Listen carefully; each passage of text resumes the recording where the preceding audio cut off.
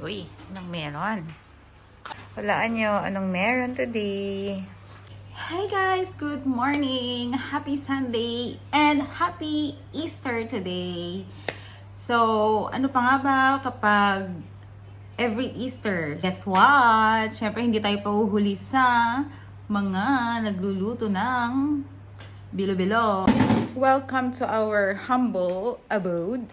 Welcome to our kitchen! So, for today's video, ayan, magluluto tayo ng bilo-bilo. Syempre, hindi tayo patatalo. Kailangan meron din tayong bilo-bilo. Okay? Apat din, mahal. Oo.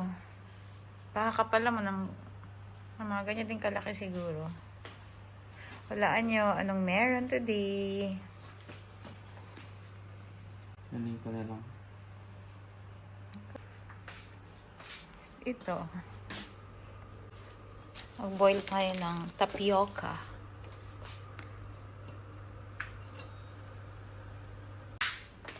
Magulo pa yung bahay.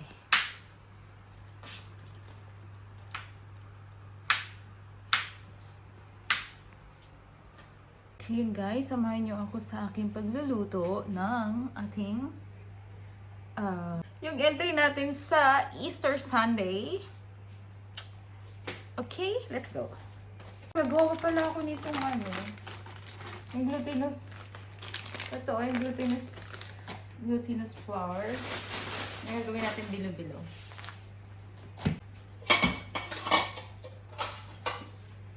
So, gawin natin. Gawin natin ito eh.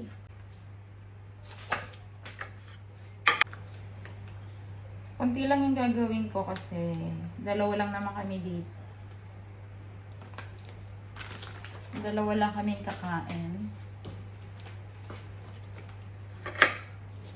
Malinis na yung kamay ko ha.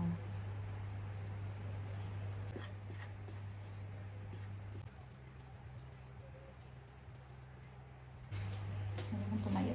Pagod. Para mga be, lipat tayo ng pwesto mga be. Nakakapagod tumayo.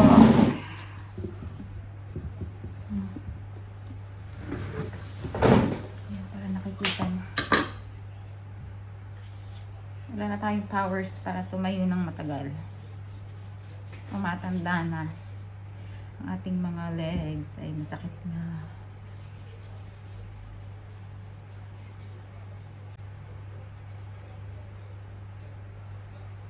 So, ito na yung ating final product ng binilo-bilo. Binilog-bilog. Okay. Yan, konti lang kasi kami lang naman dalawa ang kakain. No other than the two of us. So, ayusin lang natin ang ating mga ingredients.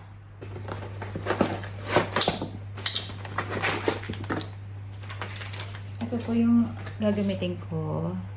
Coconut powder.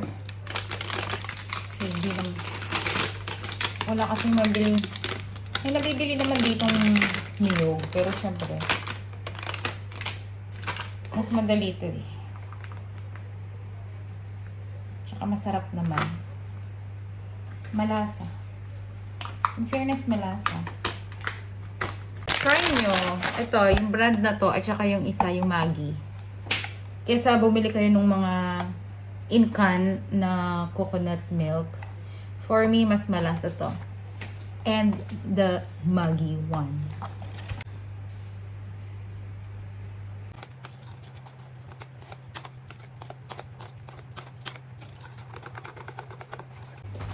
What's next? What's next? Ito natin ang kaldero.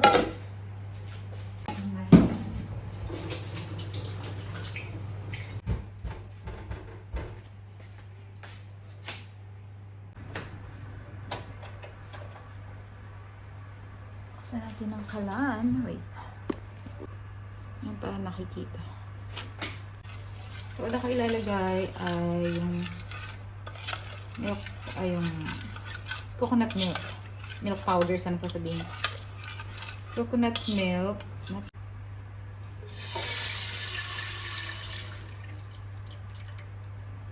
Dagdagan ko lang yan mamaya pag kulang. Next natin ay sugar. Brown sugar. Kasi kumulo na yung gata.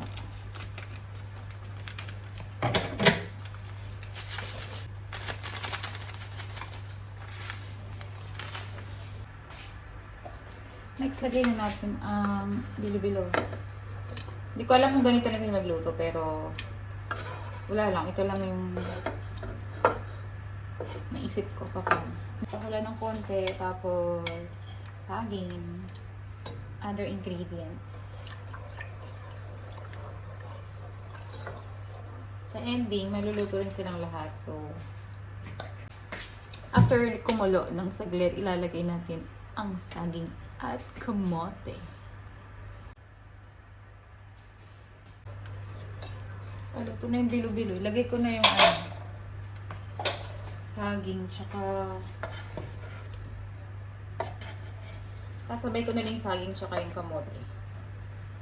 Kasi pareho lang silang mabilis maluto.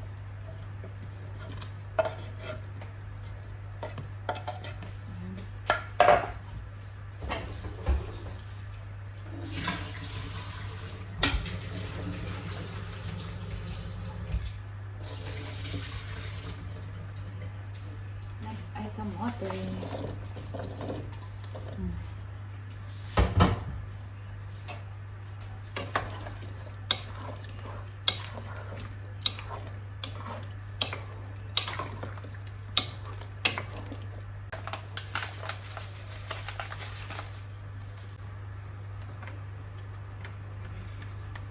Next, maghugas na tayo ng mga pinggan.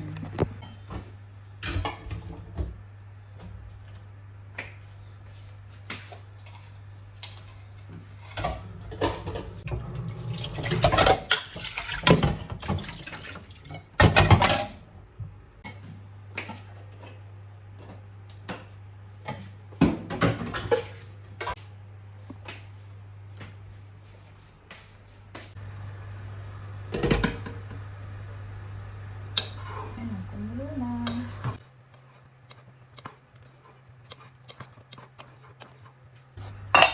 Yung sago nag-ano na? Nagdikit-dikit. Oo. Lagyan mo ng tubig konti. Hindi, lagi ko na lang lahat ng ganyan. Pwede. Hindi ko na siya sasalain kasi wala na yung sasala.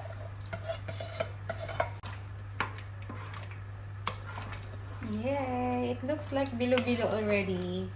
Charot. Mukha na siyang bilo-bilo in short.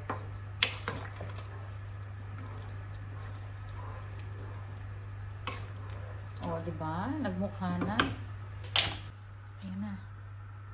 Medyo nagmukha ng bilo-bilo, diba? Sweet potato, saging, sago. Tapos yung bilo-bilo. Gutom ka na?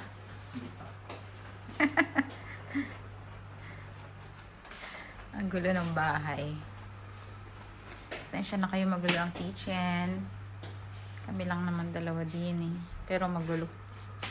Iyan nyo na. Ayan na oh. Malapit nang maluto oh.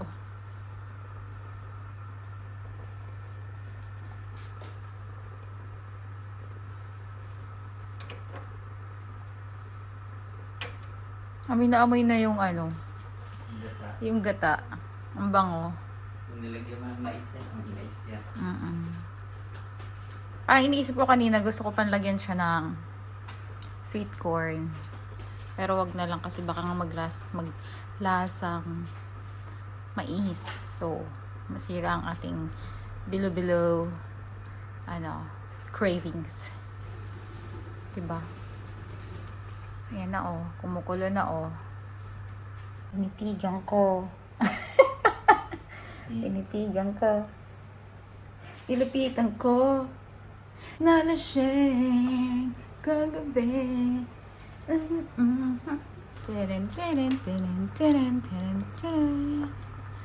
O, diba? Malapit nang maluto.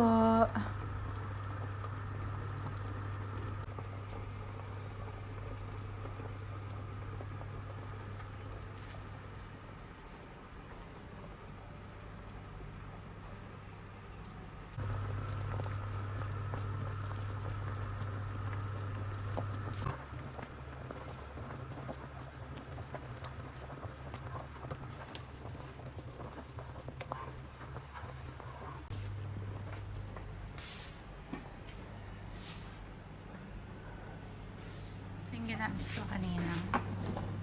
Ito yung ginamit kong powder. Ayan.